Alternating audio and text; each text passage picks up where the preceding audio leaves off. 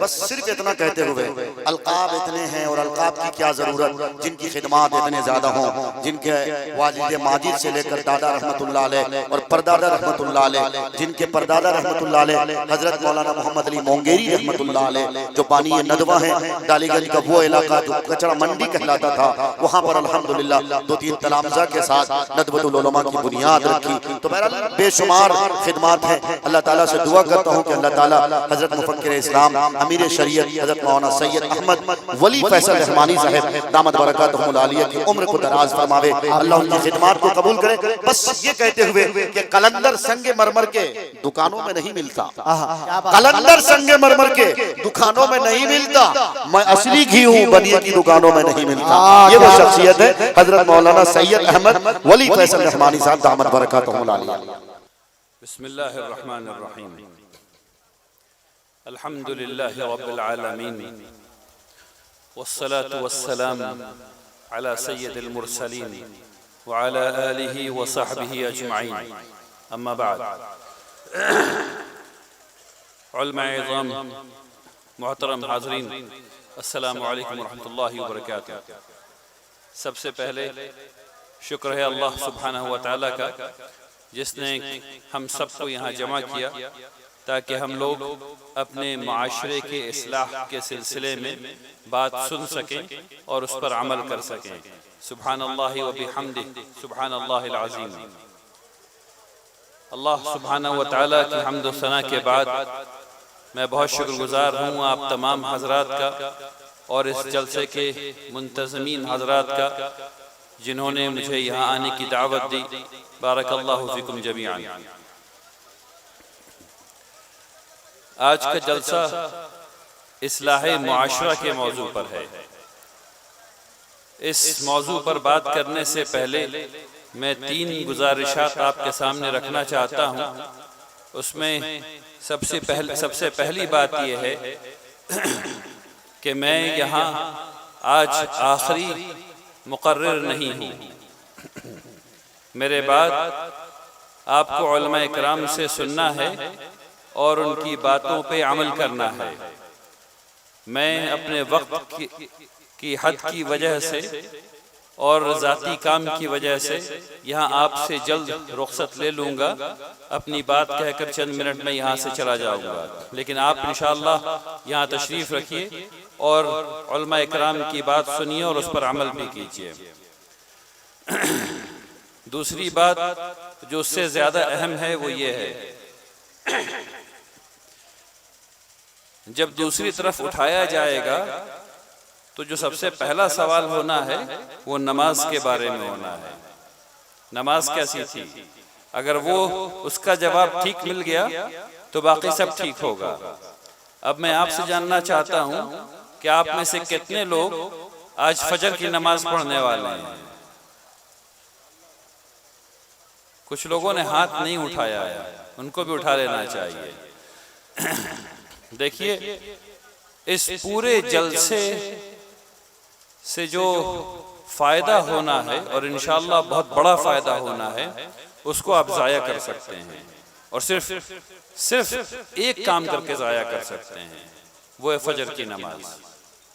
یہ جلسہ دیر تک چلے گا، امید یہ ہے کہ آپ تمام حضرات یہاں بیٹھے رہیں گے اور انشاءاللہ نماز پڑھ کر کے جائیں گے۔ تو اس کا خیال رکھیے کہ چاہے کچھ بھی ہو جائے، کتنی بھی نیند آئے، نماز پڑھ کر کے جانا ہے انشاءاللہ باذن اللہ، اور نماز کو قائم بھی کرنا ہے۔ اب میں اپنی بات انشاءاللہ شروع کرتا ہوں۔ اصلاح معاشرہ اصل میں سب سے پہلے تو خود سے شروع ہوتا ہے۔ ہم لوگ خود سے، یعنی کہ آپ کے دل سے، پھر آپ کی نیت، پھر آپ کا عمل، پھر آپ کا خاندان، اور کئی خاندان مل کر کے آپ کا معاشرہ۔ اور اس اصلاح معاشرہ میں کئی قسم کی باتیں کی جا سکتی ہیں۔ انفرادی طور پر کیا کرنا چاہیے، خاندان کی سطح پر کیا کرنا چاہیے، معاشرے کی سطح پر کیا کرنا چاہیے۔ یہ ہم لوگ اس حال میں ہیں، اور اس کو میں خراب اور اچھا نہیں کہنا چاہتا، لیکن ہم لوگوں کو یہ سمجھنا چاہیے کہ اسلام کے بڑے مقاصد ہیں جو ہم لوگ اپنی چھوٹی چھوٹی حرکتوں سے خراب کیے بیٹھے ہیں۔ پھر کہتا ہوں، سنیے اس بات کو، اسلام کے بڑے مقاصد ہیں جو ہم لوگ اپنی چھوٹی چھوٹی حرکتوں سے خراب کیے بیٹھے ہیں۔ کیوں خراب کیے بیٹھے ہیں؟ اس کو سمجھنا ضروری ہے۔ محمد رسول اللہ صلی اللہ علیہ وسلم نے اپنے صحابہ اکرام کے ساتھ ایک معاشرے کو بنایا۔ اس معاشرے کی کیا خاص بات ہے، اور ہمارے معاشرے میں وہ باتیں کیوں نہیں ہیں، اس کو سمجھنے کی کوشش کیجیے۔ اگر یہ بات سمجھ میں آ گئی تو باقی تمام باتیں سمجھ میں اپنے آپ آ جاتی ہیں۔ ہم لوگ یہ سمجھتے ہیں کہ معاشرے کی خرابی بنفس ہی، یعنی اپنے آپ میں ایک چیز ہے۔ اصل میں معاشرے کی خرابی بخار ہے۔ جب بخار آتا ہے تو اصل میں بخار کوئی بیماری نہیں ہوتی، بیماری کچھ اور ہوتی ہے۔ کڈنی میں درد ہوتا ہے، کڈنی اسٹون ہوا تو بخار آیا، پیٹ میں السر ہوا تو بخار آیا۔ بخار علامت ہے جو اللہ نے بنایا ہے اس بات کے لیے کہ آپ ڈاکٹر کے پاس جائیں اور جا کے پوچھیں کہ مجھے بخار کیوں آیا ہے، بیماری کیا ہے۔ ہم لوگ کرتے کیا ہیں، پیراسیٹامول کھا لیتے ہیں، 650 mg کی پیراسیٹامول کھا لیا، پسینہ آیا، بخار اتر گیا، سمجھا ٹھیک ہو گئے۔ یہ ایسے نہیں ہوتا۔ ٹھیک اسی طریقے سے ہم لوگ جلسے میں بیٹھ جاتے ہیں، معاشرے میں جو برائیاں ہیں ان کے بارے میں بات کر لیتے ہیں اور اٹھ جاتے ہیں، اور اس پر عمل نہیں ہوتا۔ کچھ لوگ کرتے بھی ہیں، لیکن اکثر لوگ 2-3 دن بخار رہتا ہے معاشرے یعنی جلسے کا، اور اس کی تازگی رہتی ہے، اس کے بعد وہ تازگی اتر جاتی ہے تو جو گناہ کر رہے تھے اس میں مبتلا ہو جاتے ہیں، جو کام کر رہے تھے اس میں مبتلا ہو جاتے ہیں۔ تو یہ سمجھنا ضروری ہے کہ یہ کیوں ہو رہا ہے، اصل بیماری کہاں پر ہے، اس بات کو سمجھنا ہے آپ کو۔ دیکھیے، مکان آپ کا ہے، آپ نے بنایا ہے، آپ اس مکان کے مالک ہیں۔ کتنی عجیب بات ہوگی کہ آپ کا پڑوسی آپ سے کہے کہ یہ مکان میرا ہے، اس میں میں رہوں گا۔ تو وہ جو یہ بات کر رہا ہے آپ کا پڑوسی، یا تو وہ آپ سے مذاق کر رہا ہے، یعنی تفریحاً آپ سے اس نے یہ بات کہہ دی ہے، اور یا پھر اس کے پاس دنیا کی اتنی طاقت ہے کہ وہ آپ کے گھر میں زبردستی آپ کی اجازت کے بغیر رہنا چاہتا ہے۔ اگر وہ ایسا کر گزرا ہے تو اس نے آپ پر ظلم کیا ہے، آپ مسکین ہیں، آپ مظلوم ہیں، آپ کی دعا اللہ تک پہنچے گی، سماوات کو چیر کر کے پہنچے گی، کیونکہ آپ مظلوم ہیں۔ تو جس طرح مکان پر آپ کا حق ہے، آپ اس میں داخل ہو سکتے ہیں، آپ اس سے نکلتے ہیں۔ کبھی ایسا نہیں ہوتا کہ آپ مکان سے پوچھ کر کے اس میں داخل ہوتے ہیں۔ آپ چیزوں کو خریدتے ہیں اور اس کے مالک بن جاتے ہیں، پھر اس چیز پر حکم آپ کا چلتا ہے۔ یہاں پر بہت سے لوگ فون لیے ہوئے ہیں اور ویڈیو بنا رہے ہیں۔ فون آپ نے خرید لیا ہے، فون آپ کی ملکیت ہے۔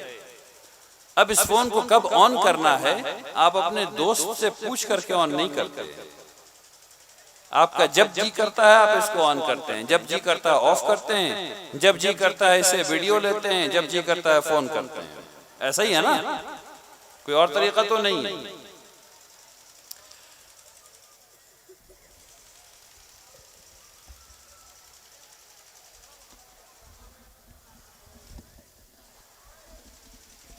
ٹھیک ہو گیا، ٹھیک ہو گیا۔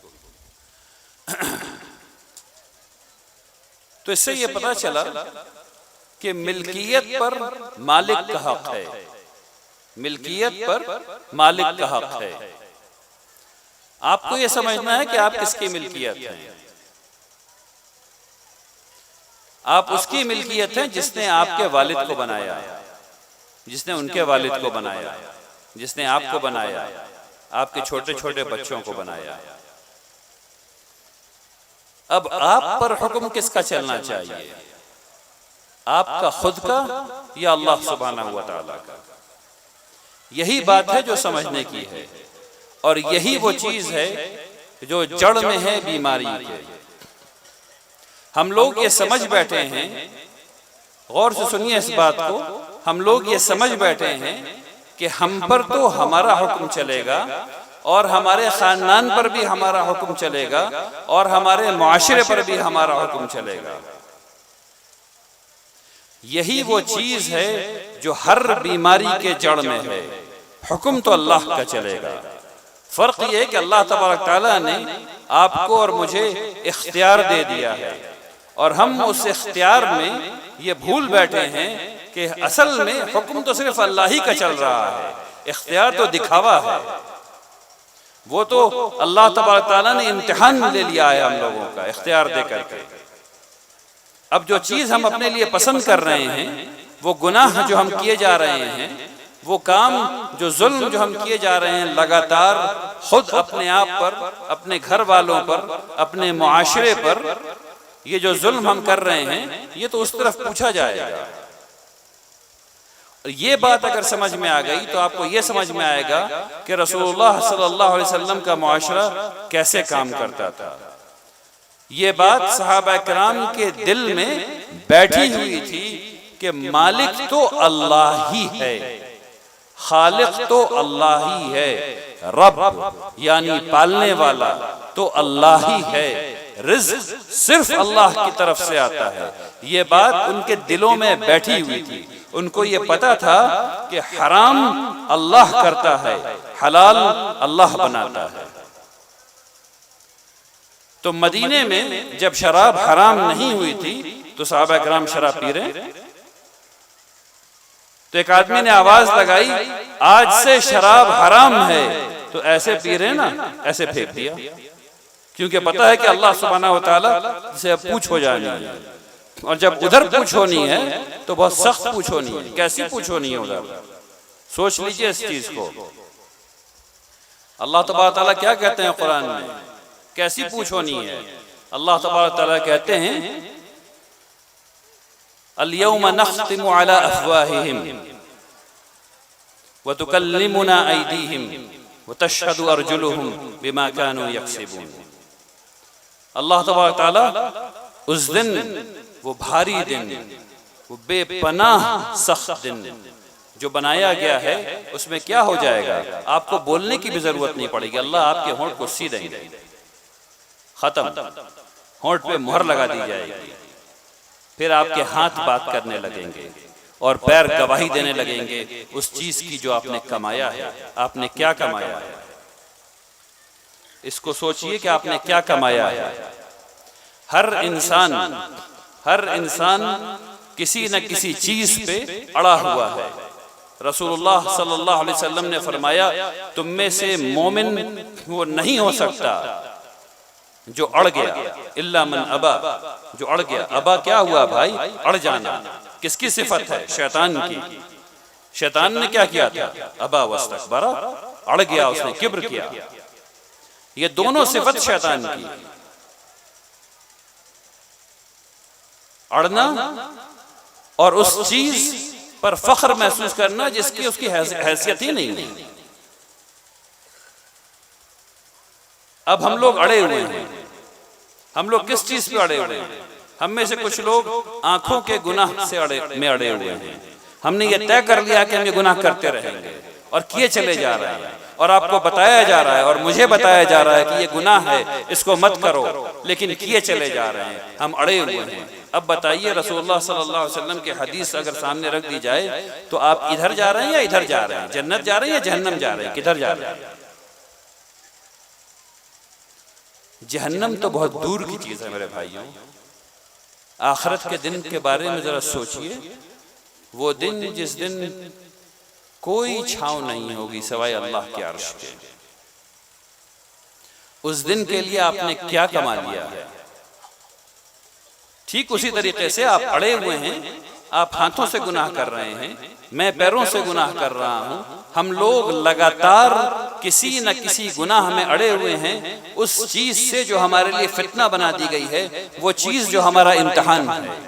ہم لوگوں کو اپنی اس چیز کو دیکھنا پڑے گا، اور سب سے بڑا امتحان یہاں کا ہو رہا ہے، قلب کا ہو رہا ہے۔ اس قلب میں اللہ کی رضا شامل ہے یا ریاکاری شامل ہے، دکھاوا ہے؟ اگر جو اللہ کی رضا شامل ہے، یعنی میں آپ کو ایک آسان طریقہ بتاتا ہوں. ہر اچھا کام کرنے سے پہلے یہ نیت کرنا ہے یہ کام میں کر رہا ہوں اللہ سبحانہ و تعالیٰ کی رضا کے لیے. یہ کام میں کر رہا ہوں اللہ سبحانہ و تعالیٰ کی رضا کے لیے. صبح اٹھے نا برش کرنا ہے نا, مسواک کرنا ہے اللہ کی رضا کے لیے مسواک کرنا ہے. میں نماز پڑھنے کے بعد اس میں تو نیت کرتے ہی کرتے ہیں, مسواک کرنا ہے نا اللہ کی رضا کے لیے مسواک کر رہے ہیں. صبح اٹھیں اچھا کپڑا پہننا ہے اللہ کی رضا کے لیے پہن رہے ہیں. اس نیت کو بار بار کیجئے, ہر بار کیجئے, ہر کام میں کیجئے. جب کرتے جائیے گا تب اللہ کی رضا آپ کے سامنے آنے لگے گی. آپ کو پتہ چلنے لگے گا کہ آپ کا دل کہاں پر خراب تھا یا کہاں پر خراب ہے, اور پھر آپ کو موقع ملے گا کہ آپ اس کو ٹھیک کر سکیں. اگر ایسا نہیں کیجئے گا تو کبھی پتہ نہیں چلے گا کہ یہ کام میں اللہ کی خوشنودی کے لیے کر رہا تھا. 1000 تقریر میں ہم لوگوں نے سنا اللہ کی خوشنودی کے لیے کام کرو. ہم میں سے کتنے لوگ اللہ کی خوشنودی کے لیے کام کر رہے ہیں بھائی؟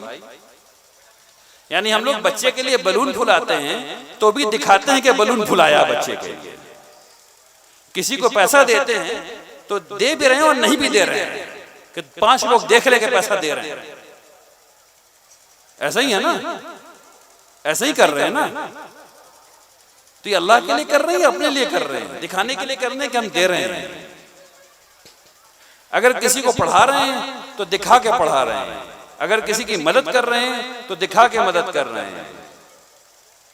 یہ سب مرض ہیں, بیماری ہے دل کی, کیونکہ دل اللہ میں نہیں لگا ہوا ہے. صحابہ اکرام کو یہ پتا تھا کہ ایسا کرنے کا مطلب ہے جہنم میں جانا, اس لیے وہ ایسا نہیں کر رہے تھے. ہم لوگوں کو یہ بات نہیں پتا, ہم لوگوں کو یہ بات نہیں پتا, یہ بات ہمارے دل کے اندر نہیں جا رہی ہے. اس بات کو سمجھیے, اگر ہم لوگوں کو یہ پتا نہیں ہوا کہ حاکم اللہ ہے, رزاق اللہ ہے, کھلانے والا اللہ ہے, پلانے والا اللہ ہے, اگر اس بات پر یقین نہیں ہوا اور یہ بات دل کے اندر تک نہیں چلی گئی تو آپ اللہ کی عبادت ویسے نہیں کر سکتے جیسے صحابہ اکرام کر رہے تھے. اس بات کو ماننے کا دوسرا مطلب یہ ہوتا ہے کہ اگر آپ نے اللہ کو حاکم مان لیا اور سر اس کے سامنے جھکا دیا تو پھر اب یہ بات آتی ہے کہ اللہ کا حکم کیا ہے. ہاں, اب پتہ چلے گا اللہ کا حکم کیا ہے. اللہ نے کہا جھوٹ مت بولو, اب جھوٹ نہیں بول سکتے, اب جھوٹ نہیں بول سکتے. حکم ہو گیا, پتہ چل گیا, فقہا نے بتا دیا کہ جہیز طلب کرنا حرام ہے. اب جہیز نہیں لے سکتے, بات ختم ہو گئی. اب چاہے ابا نے جو کہہ دیا ہو, اماں نے جو کہہ دیا ہو, جتنے نوجوان لوگ ہیں سب سے کہہ رہا ہوں میں, فقہا نے بتا دیا کہ جہیز حرام ہے تو جہیز حرام ہے, بات ختم ہو گئی. اب آپ نہیں لے سکتے, کچھ نہیں لے سکتے. اب آپ بارات لے کے نہیں جا سکتے, 4 آدمی لے کے جائیے شادی کرنے کے لیے. اور میں سب لوگوں سے کہہ رہا ہوں, وہ زمانہ چلا گیا جب گنڈوں اور ڈکیت کے ڈر سے لوگ 40 لوگ کو لے کے جایا کرتے تھے بارات میں. کوئی ضرورت نہیں جانے کی, حکم نہیں ہے ایسا. 2 آدمی جائیں گے, 4 آدمی جائیں گے, ایک گاڑی میں جتنے آئیں گے, ایک گاڑی میں جائیں گے, ایک گاڑی میں آئیں گے, بات ختم ہو گئی ہے. کیوں جانا ہے 40 لوگوں کو اور کیوں جانا ہے 400 لوگوں کو؟ جہالت ہے, اسراف ہے, حرام کے بالکل قریب ہے. کوئی ضرورت نہیں, کوئی ضرورت نہیں, بالکل نہیں جانا. 4 آدمی جائیں گے, آئیں گے. میرے پاس تقریباً یعنی لگاتار لوگ آتے ہیں, بوڑھے حضرات آتے ہیں کہ بیٹی کی شادی نہیں ہو رہی ہے. کیوں نہیں ہو رہی ہے؟ پیسہ نہیں ہے.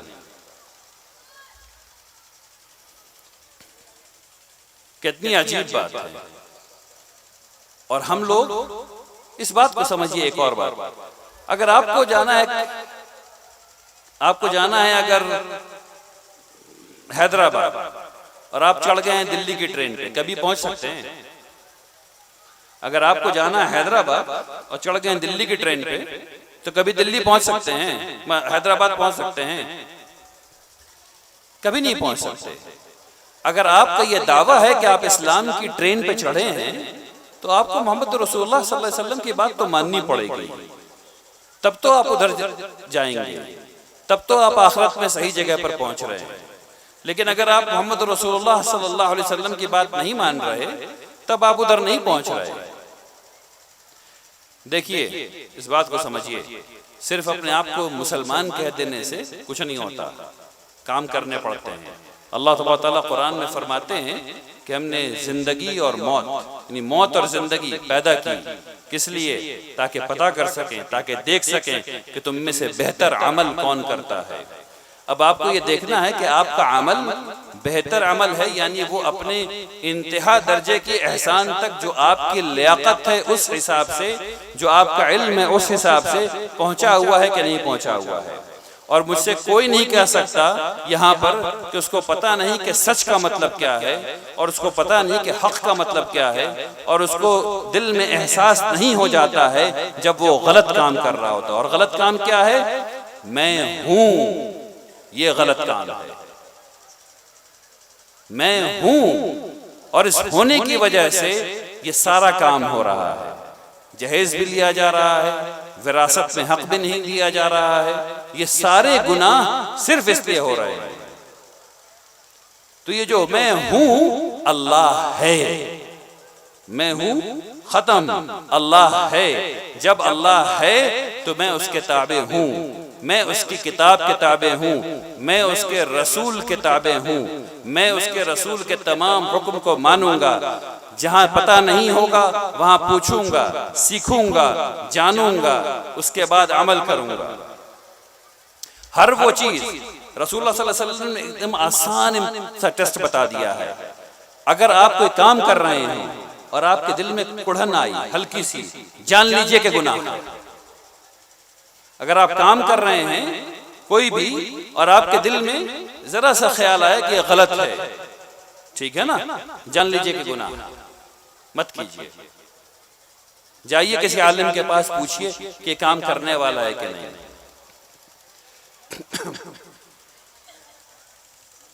کبھی بھی ایسا نہیں ہوگا کہ ہم لوگ کہیں تو کہ ہم لوگ مسلمان ہیں اور اس کا فائدہ بھی اٹھانا چاہیں اور متحد نہیں رہیں۔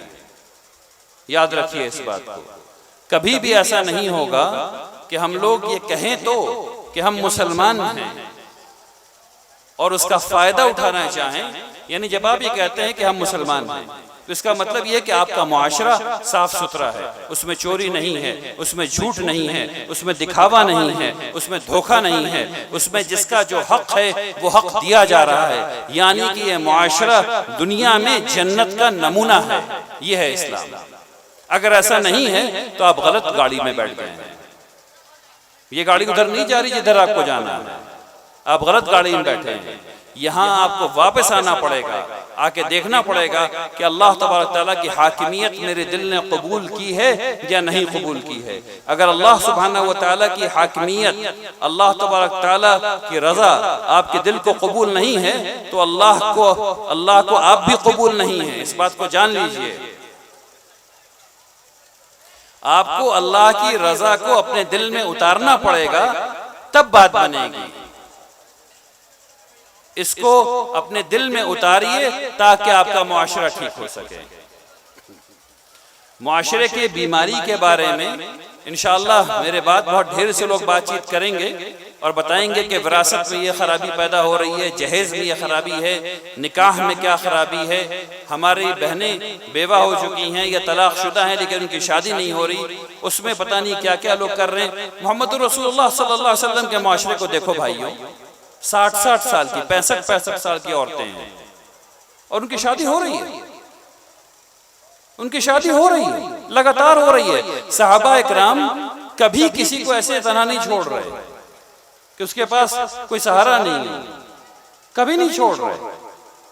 اگر میں کہہ دوں یہاں پہ کسی سے کہ 60 سال کی عمر کی عورت سے شادی کرو تو لوگ ہنسنے لگیں گے، ہنسیں گے نا بھائی، مذاق اڑائیں گے نا۔ لیکن کیا صحابہ اکرام مذاق اڑا رہے ہیں؟ کیا رسول اللہ صلی اللہ علیہ وسلم کا معاشرہ مذاق اڑا رہا ہے 65 سال کی عمر کی عورت سے شادی کرنے میں؟ یقیناً نہیں کر رہا ہے۔ تو میری اور آپ کی کیا اوقات ہے کہ ہم لوگ اس بات پہ ہنسیں؟ میری اور آپ کی کیا اوقات ہے؟ ہم ہیں کون؟ جب صحابہ اکرام ایسا کام کر رہے ہیں وہ ہمارے لیے قابل اتباع ہے، ہمیں فخر محسوس ہونا چاہیے ایسا کرنے میں۔ تو جو صحیح چیز ہے اس کو پڑھیے. سیرت رسول اتنا ہی بڑا اجلاس ہونا چاہیے جس میں رات بھر آپ لوگ بیٹھ کر کے سیرت پڑھیں. کوئی تقریر نہیں, سیرت کے ایک ایک صفحہ ایک آدمی آتا جائے, ایک ایک صفحہ پڑھتا جائے, اور ایک آدمی کو سمجھاتا جائے. رات بھر میں 300 پیج پڑھ لیجئے, سارا اصلاح معاشرہ ہو جائے گا. سارا اصلاح معاشرہ, سب کو بات سمجھ میں آ جائے گی کہ اصل مسلمانوں کے ایکشنز, مسلمانوں کی عادات کیا ہونی چاہیے.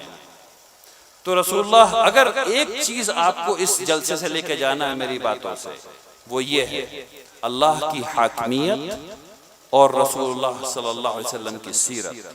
اللہ کی حاکمیت کو دل میں اتارنا ہے, رسول اللہ صلی اللہ علیہ وسلم کی سیرت کو ہر گھر میں پڑھایا جانا ہے, ہر گھر میں پڑھایا جانا ہے. اگر جو یہ دو کام آپ لوگ کر لیں گے تو انشاءاللہ پھر دوبارہ اصلاح معاشرے کی کنونشن کی کانفرنس کی ضرورت نہیں پڑے گی. لیکن نہیں کریں گے تو پھر ہم لوگ آئیں گے, پھر یہی بات چیت کریں گے. اگر آپ لوگ یہ کر لیں گے تو ہم لوگ اس کے دوسرے لیول کی بات چیت کریں گے. پھر ہم لوگ بات چیت کریں گے, اچھا بھائی یہ بتائیے کہ اب یہ اسلامی معاشرہ ہے, اس میں بینکنگ سسٹم کیسے ہونا چاہیے, حلال طریقے سے لوگوں کے پاس کیپٹل کیسے آنا چاہیے, نظام کیسے چلنا چاہیے, تب اس پہ بات کریں گے. ابھی اس پہ کیا بات کر رہے ہیں, ابھی اس پہ کیا بات کریں بتائیے. جب بنیادی غلطیاں موجود ہیں معاشرے میں تو اونچی سطح کی کیا بات کریں. جب ہم لوگ ایک مدرسہ یہاں چلا رہے تھے جو بند ہو گیا, اور اتنی بڑی تعداد میں یہاں لوگ ہیں, اور ہم سب کو پتا ہے کہ ہر 100 میں 43 بچہ ہمارا ان پڑھ جاہل ہے, مطلق ان پڑھ ہے, جس کو انگوٹھا چھاپ کہتے ہیں وہ ہے, مدرسے کے رہتے ہوئے, اور ہم لوگ وہاں مدرس نہیں رکھ پا رہے اور مدرسہ نہیں چلا پا رہے, تو کیا بات کر رہے ہیں. ہم سب لوگوں کو پتا ہے کہ ہمارے معاشرے میں ہر 100 میں 45 بچے کھانے کی کمی کی وجہ سے پہلے 3 سال, غور سے سنیے, غور سے سنیے اس بات کو, ہر 100 میں 45 بچہ جو ہمارے ہاں پیدا ہو رہا ہے وہ سٹنٹڈ گروتھ میں ہے. اس کا مطلب یہ ہے کہ اس کو جسمانی طور پر اور ذہنی طور پر اپنی عمر کی مناسبت سے جتنا بڑا ہونا چاہیے وہ نہیں ہو پا رہا. تو وہ کیا خاک کمپیٹ کرے گا کسی چیز میں؟ ہر 100 میں 43 کو تو آپ ایسی نکال دیتے, پڑھائی نہیں کرواتے. میں اور آپ مل کر کے ہر 100 میں 43 کو تو پڑھائی نہیں کرواتے, ٹھیک ہے نا. اور ہر 45 بچہ اسٹنٹڈ. کیوں؟ کیونکہ پہلی عمر کے پہلا 3 سال, پہلا سال جب وہ اپنی ماں کے پیٹ میں تھا, اور اس کے بعد کا 2 سال ہم اس کو کھانا نہیں دے رہے, ہم اس کو اچھی غذا نہیں دے رہے. پہلے سال جب وہ ماں کے پیٹ میں تھا, اور اس کے بعد کے 2 سال ہم اس کو کھانا نہیں دے رہے. اچھا, اس لیے اس کی جسمانی اور ذہنی جو جس رفتار سے اس کو بڑا ہونا چاہیے وہ نہیں ہو رہا, اور وہ ہمیشہ پیچھے رہے گا, ہمیشہ پیچھے رہے گا. تو خوب غور سے سنیے, جب آپ کے گھر میں جب بچے کی ولادت ہونے والی ہو تو اس کی ماں کو بے پناہ اچھی غذا جو بھی آپ کر سکتے ہیں وہ دلوائیے, اور اس کے بعد پیدا ہونے کے 2 سال تک کم سے کم اچھی غذا ہونی چاہیے, تندرست رہنا چاہیے, بیماری سے دور رہنا چاہیے, تب تو کمپیٹ کرے گا. ابھی 100 میں 45 تو ہم نکال کے الگ کر دیتے ہیں, یہ تو ایسی خراب سسٹم میں چلا گیا آلریڈی. تو ادھر کیا بچا 55, اب 55 میں کمپیٹ کیجئے, اس میں سے 43 ہم ایسی نکال دیتے ہیں, پڑھائی کے لیے نہیں. تو ان سب چیزوں پہ غور کیجئے, انشاءاللہ اللہ تبارک تعالی ان چیزوں کو ہم لوگوں کے لیے آسان بنائے کرنا. اخیر میں پھر ایک بار دہرا دوں کہ میں یہاں سے اب آپ لوگوں سے رخصت لوں گا. آپ لوگ یہاں تشریف رکھیے, علماء کرام کے وعظ کو سنیے, اس سے مستفید ہوئیے, اس پر عمل کیجئے انشاءاللہ. میں دعا کرتا ہوں کہ اللہ تبارک تعالی ہم سب لوگوں کو اس اجلاس سے یہ توفیق عطا فرمائے کہ ہم لوگ اللہ تبارک تعالیٰ کی حاکمیت کو قبول کر سکیں. اللہ تبارک تعالیٰ ہمارے دلوں کو اسلام کے لیے کھول دے انشاءاللہ. وآخر دعوانا ان الحمدللہ رب العالمین. بارک اللہ فیکم جمیعا.